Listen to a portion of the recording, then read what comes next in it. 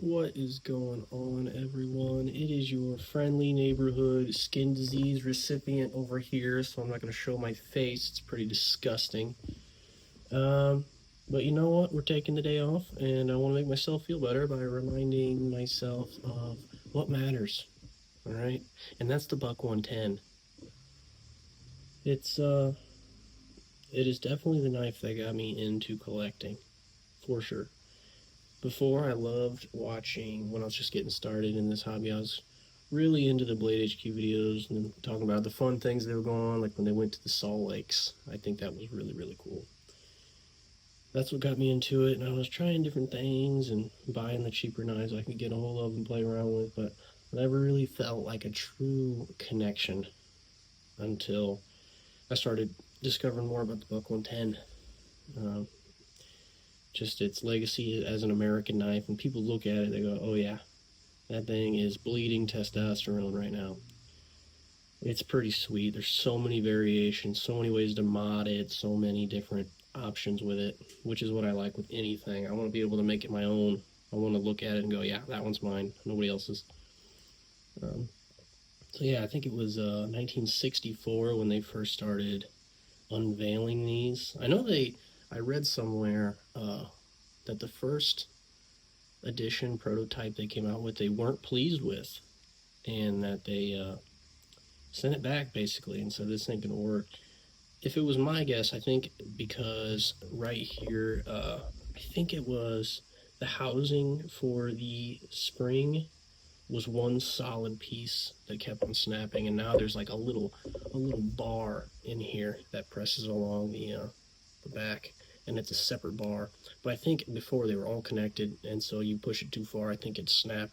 Almost positive, if memory serves, that's was the one big complaint, um, and it just didn't really live up to what they wanted. So they kept working at it. They didn't give up. You know what I mean? And here we are today, still talking about them, still flying off the shelves. You know, you go to the hardware store and you see which empty slot it is. A lot of times they'll read Buck 110 on there, which I think is pretty neat. Uh, I'm also big on accessibility. Like you can go to a hardware store and grab it. I don't need to wait for a secret certain drop to get it. I think that's cool. I like the accessibility of being a kid and going, you know what? I'm going to the store, I'm getting a knife, and I'm going to go head out in the woods today. I think that's pretty cool. That's American to me. High production, you know what I mean? That's American. Uh, but yeah, it's definitely the largest model size that I have, as in quantity, like what I've got. Like for instance, this is I just made a post on Instagram, Magnum Opus. You know what I mean? Like this is my pride and joy. I think this was the Blade HQ exclusive with the green micarta. Well worn, obviously. I've had this for quite a while. Tried to put a nice little edge on her there. Still living up. This one, what does that say? S45 VN. So a little bit of upgraded steel for sure. The micarta's wearing real nice. The brass is just absolutely beautiful. That like tobacco type brass color. I love that. This is my when I'm going somewhere and I want people to go, oh yeah, this guy means business. You know what I mean? Um, this is not one I would take to work. That's for sure. That's my beauty there. But that does bring me to my work knife. To preface, I work at a steel distributor, and I am cutting all different types of material all day. And that's why I like this. It's because like the same shape, the same silhouette, the same style, and same lock type. Um, you can get so many different price points. This is the Select, the Slim Select, which means it's budget line here. But there's things I like about this that I like more than the original model. Like for one, the Slim, it just fits in the pocket way better. Obviously, a pocket clip, of course, is beneficial to everybody at work. You know what I mean? Uh, it just, especially because I can upgrade it. I got the Lynch clip on it, which is way better than their original one. I hate the clip that it comes with. I do not like it. But you can get some aftermarket ones that are really cool. And then I put one of those quick thumb studs on it too. And oh my god, it's just, this thing is what I take to work. This one's got all the marks, and the the beat up. I got different color screws from losing them and things, and I've sharpened this one down a little bit. Obviously, you can tell it's not quite the full blade it used to be. But I think this one is around like 40 bucks, and if I was not a knife person, I could have this, and that would be it for me. You know what I mean? Like, there's nothing this can't do. It's easy to clean. It's got this these plastic handles. I think it's, what's that, glass-filled nylon type, FRN, whatever you call it. Easy to clean. And then the pins in it. You can pretty much get to anything with a Q-tip with this thing. I love it so much. Honestly, you know, I'm gonna say it here out loud. I think this might be my favorite, simply because of how much time I spent with it and actually put in a lot of work with it. I think it's so cool.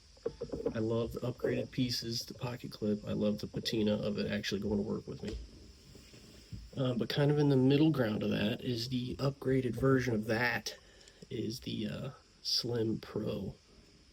And this one here is actual G10, right? And this is the 112 model, so this one's a little smaller. Same with this, I forgot to mention that.